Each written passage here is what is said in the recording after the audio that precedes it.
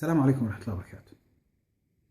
waxaan idin akhrinayaa qayb ka mid ah daraasad uu qoray markaa arday Swedish ah uu markaa ka qoray xanuunada dhimirka ee ku dhaca dumarka Soomaaliyeed ee ku nool Sweden iyo habka markaa loola dhaqmo dhakhtarada Swedish oo loo dhaqmaan. qayb yar baan idinka akhrinayaa. qaybtan markaa waxay ka sheekeynaysaa qof dumar oo Soomaaliyeed oo markaa caawisay oo dhakhtarka u raacday hooyooyin Soomaaliyeed. waxay markaa tilmaamaysaa mar ay hooyo ka mid ah hooyooyinkan oo xanuun dhowr cisho markaa soo socday ay dhakhtarkii u raacday markaa. dhakhtarkii baa markaa weydiinayo wuxuu leeyahay su'aasha ugu horeysa weydiinayo wuxuu leeyahay imsa carruuraad leedahay. markaas waxay odhanaysaa 8 carruuraan leeyahay. kadib markaasuu odhanayaa adiga xanuun kuma hayo laakiin waxa ku haya daal baa ku haya. daalkaasna waxa weeyaan waxaad kaga baxaysaa inaad jimicsi samaysid, stresska iska yaraysid, biyo cabtid iyo waxyaabo la mid ah. qofkii dumarku meesha waxay ka soo baxaysaa iyadoo wax dawo ah xanuunkeedii aanan markaa helin. gabadhana markaa waxay tilmaamaysaa dhowr hooyo ayaan u raacay dhakhtarro kala duwan. qaar ka mid ah hooyooyinka waxay ku khasbanaayeen markaa in ay been ka sheegaan tirada carruurtooda si aanan loogu odhan xanuun baa idin haye, si aan loogu odhan xanuun idinma haye, laakiin stresskan waxaa idiin keenaya carruurtan badan aad haysataan. waxaa jira warbixinno kala duwan oo markaa cilmiyeed oo lagu soo qaadanayo xanuunada kala duwan ee dhimirka ee ku dhaca dumarka Soomaaliyeed. ha noqoto Sweden laga qoray, ha noqoto Ingiriiska, Mareykanka gaar ahaan Minnesota, ha noqoto xeryaha qaxootiga Kenya ku yaala iyo gudaha dhulalka kala duwan ama goobaha kala duwan ee Soomaalidu degan yihiin. waa maxay waxa dumarka Soomaaliyeed daraasadahan kala duwan loogu soo qaadanayo? waxaad moodaysaa inuu jiro dareen in dumarka Soomaaliyeed ay u nugul yihiin xanuunadan kala duwan ay ka mid tahay walbahaarka iyo walwalka iyo stresskan iyo waxyaabahan la mid ah ay uga nugul yihiin ragga. maxaa keeni kara markaa? su'aasha muhiimka waxay noqonaysaa maxaa keeni kara markaa in xanuunadan kala duwan ay dumarku u nugul yihiin? aragtidayda sababta ugu horeysa waxay noqon kartaa sabab bulshadeed oo ku saabsan aragtida bulshada Soomaaliyeed ay ka qabto dumarka ay ka qabto. taasoo muhiim u ah aragtida mar ugu dambeyntii ay dumarku iska qabaan shakhsiyadooda iyo waxay yihiin ay iska qabaan. muhiim bay taasi u tahay. haddaad aragtid maahmaahyada kala duwan ee Soomaaliyeed waxaad arkaysaa oo marka laga dheehan karo dhaqanka Soomaalida waxaad arkaysaa habka ay Soomaalidu u tilmaamaan dumarka. tusaale ahaan habka ay Soomaalidu u tilmaamaan hogaaminta dumarku inay wax hogaamiso, nin ay naagi wado iyo awr wado labaduba kaama baydhaan. waxaad u arkaysaa aragtida ay Soomaalidu ka qabto matalan dumarku inay wax yeelato oo hanti lahaato oo ku leeyihiin hadday qofka dumarku weel ka keensato gurigeeda ka jabi baa lagu leeyahay oo ka jabi lana way kugu faanaysaa hadhow. waxaad arkaysaa habka ay waxbarashada oo kale, waxbarasho dumar guurba u sareeya ayaa lagu leeyahay. marka waxaad arkaysaa hababkan kala duwan ay markaa dhaqankii Soomaaliyeed uu qofkii dumarka u arkayo. ma odhanayna markaa in 100% ragga Soomaaliyeed ay ku dhaqmaan taas, laakiin kaliya waxa weyn tusaale ah habka ay bulsho guud ahaan ay u aragto markaa dumarka Soomaaliyeed. waxaa jirta cilmigan akhlaaqda ama falsafada qiimaha ashyaadu waxay ka timaadaa laba shay bay ka timaadaa. waxa loo yaqaano intrinsic value waxa la yiraahdo iyo waxa loo yaqaan extrinsic value. intrinsic value macnaheedu waxa weeyaan waa shaygu inuu qiimo u leeyahay kaligiis, asal ahaan inuu qiimo leeyahay. yani مثلا haddaan soo qaato matalan sac oo kale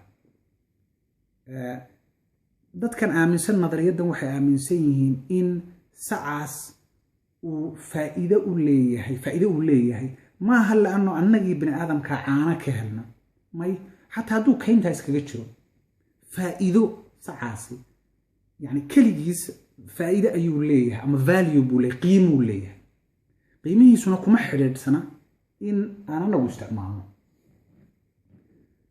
haddii aan aragno bulshada Soomaaliyeed habka ay u arkayaan dumarka ma waxay u aaminsan yihiin bulshadu inay dumarku qiimo asal ahaan u leeyihiin mise in qiimahoodu uu la xiriirsan yahay wax kale مثلا haddaan soo qaadano tusaale qof dumar ah wax dhigatay shaqaysata guri degan dadka wax anfacdo wax u tarta reerkeedii biisha akhlaaqdeedu wanaagsan tahay diinteedii ku dhaqanta hase yeeshee aanan guursanin waa maxay aragtida ay bulshadu arkayaan waxay arkayaan qof dhammaystiran inay tahay waxay arkayaan qof ay wax ka dhiman yihiin waa kuwan ay Soomaalidu yiraahdaan ama guurso gabadh ama dumar ama god ha kaaga jirto ama guri nin ha ku joogto oo tusaysa aragtida ay bulshadu u arkayaan qofka dumarka marka waxaad moodaysaa in qiimaha dumarku mar walba uu ku xiriirsan yahay in qofkan dumarku ay ku tiirsanaato meel kale ay ku tiirsanaato kow waa inay guursataa guurkaasna inta badan kuma yimaado choice ama ikhtiyaar uu qofkan qaatay laakiin waxay ku timaadaa bulshadii oo dhinac walba culays ka saaraysa oo kugu leh maxaad guursan weyday waanaad guursataa qofkii bini aadamka waxa dhacaysa marka in isagoo xataa go'aankii uu ka fakirin inuu guursado kadibna waxa imanaya laguma arkay qiimahaaga wali inay dhammaystiran tahay markaad guursatida wali waxba ka dhimano waxa lagu oranayaa anta wax dhashaa gabadh baa dhalaysaa bulshadii wali kuma aragta inaad dhammaystiran tahay kaalintaada iyo qiimahaaga waxa lagu leeyahay wiil waana dhashaa wiil baa dhalaysaa qiimihii wali ma buuxsamay qof weheliye waana dhashaa wiil kale weheliye markaa waana dhashaa sidaasay bulshadii waxa dhacaysa qofkii dumarku inay 3 caruur dhasho 4 caruur dhasho oo markaa riyadeedii markaa ay rabto inay wax dhigato inay wax kala samayso inay shaqaysato bulshadii mar kale culays saaraysa qofkii dumarka oo leeyahay maxaa kugu dhacay xanuunba wax kala jira siday tahay qofkii markaa ku khasbanaanaya markaa in uu isaguna xataa rabin ama noloshiisu khatar ay ku jirto inuu sii wado markaa مثلا inay wax dhasho markaa iyadoo markaa xataa qofkii dumarka ah u arkaysa marka dambe aaminaysa aragtidii bulshadeed inay iyadu kaliya tahay qiimo ku leedahay inay waxaan dhasho haddii kalena markaa khatar ay ugu jirto inuu ninkeedii meel kale tagay qof kale ka guursanayo waxyaabahaas oo dhan markaa waxay ku kalifayaan dumarka aragtidii ay naftooda u arkayeen inay qiimo leeyihiin inay markaa dhaawacdo oo markaa mar walba qiimaheedu uu ku salaysan yahay oo ku tiirsan yahay qof kale iyo wax kale ay ku tiirsan yihiin arrinta labaad ee keeni karta xanuunadan kala duwan waxa weeyaan xanuunadana markaan leenahay ma aha wax khatar ma aha khasab inay noqoto mar walba waali laakiin waxa noqon kartaa walbahaar bay noqon kartaa stress bay noqon kartaa warwarkan waxaan la yiraahdo buufiskan waxaan la yiraahdo waxba kala duwan oo kamid ah xanuunadaas labaad waxay tahay labadan shaqo ay qofka dumarku qabanayso dagaaladii dhul iyo colaadihii ka dhacay dhulkii waxay keeneen in rag badan ay dhintaan ay haajiraan qaxaan dalal kale u qaxaan la kala tago taas oo markaa mas'uuliyadii caruurta iyo qoyska saartay markaa dumarkii waxa dhici karta marar badan in uu ninkii joogo uu la nool yahay qofkii dumarka ahaa laakiin qofkii dumarku ay reerkii biilayso ama shaha iibiso ama jaadaha iibiso ama meelaha ka shaqayso in ay mas'uuliyadii dhaqaale ee reerka ee caadi ahaan dumarkii ay raggu iska lahaayeen in dumarkii ay la wareegeen miyigo kale iyo baadiyaha kale marka tigtaata waxa arkaysaa in shaqooyinkii dhaqan ahaan ay raggu u lahaayeen sida geer raac in la raaco iyo la soo leeso ay dumarkii ay la wareegeen maaha micnaheedu taasi inay dumarkii la wareegeen shaqooyinkii bannaanka ee dhaqaale keenistu in ay ka khafiiftay shaqadii guriga.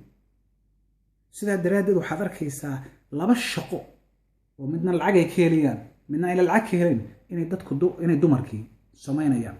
daraasado kala duwan oo lagu sameeyey Sweden oo kale hadda tusaale ahaan waxaa la arkay in dumarka shaqeeya ay guriga lafteeda shaqo badan oo dalalka horumaray weeyaan oo raggu ay kaalin ka qaataan shaqada guriga, laakiin haddana waxaa la arkay in culays weyn ay dumarkii saaran tahay oo qofkii dumarka ee Swedishka ay shaqayso ay kaliya hesho 48 daqiiqo maalintii oo nasasho ah.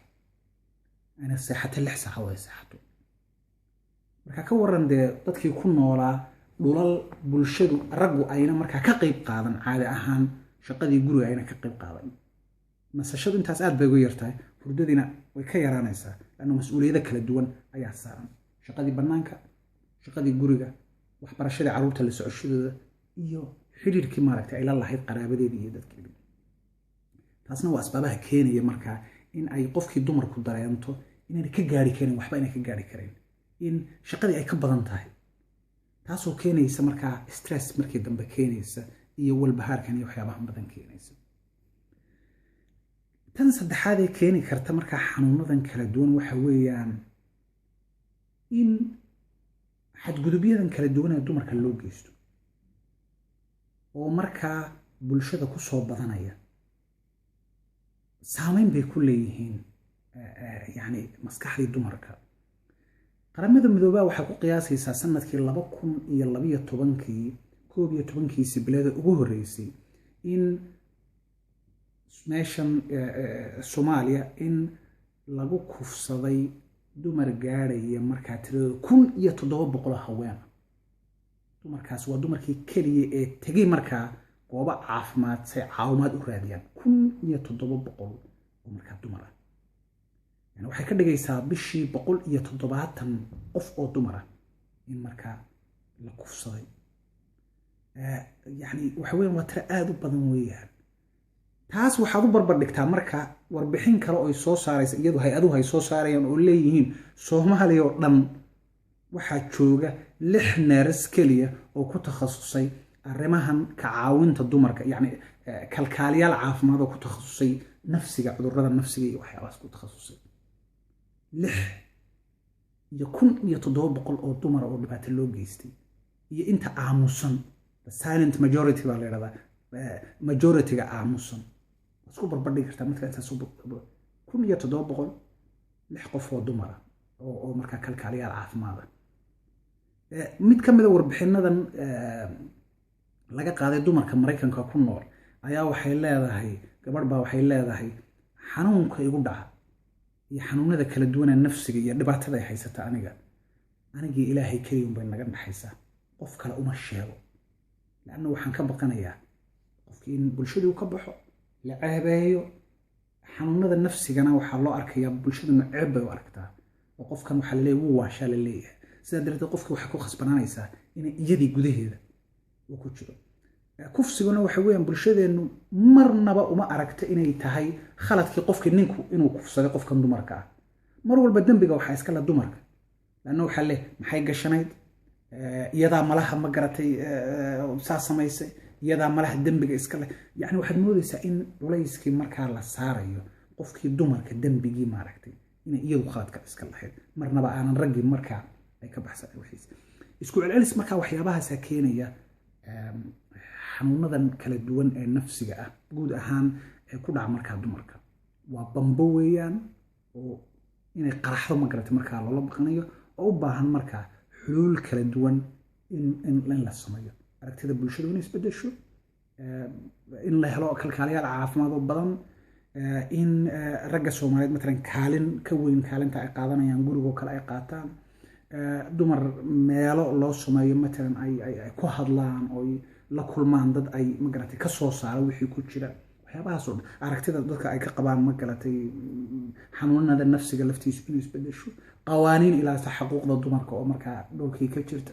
waxyaabo kala duwan baan ka oran karnaa yani habkii lagu xalin lahaa, laakiin dhibaatadu way jirtaa. aad baad u mahadsantiin.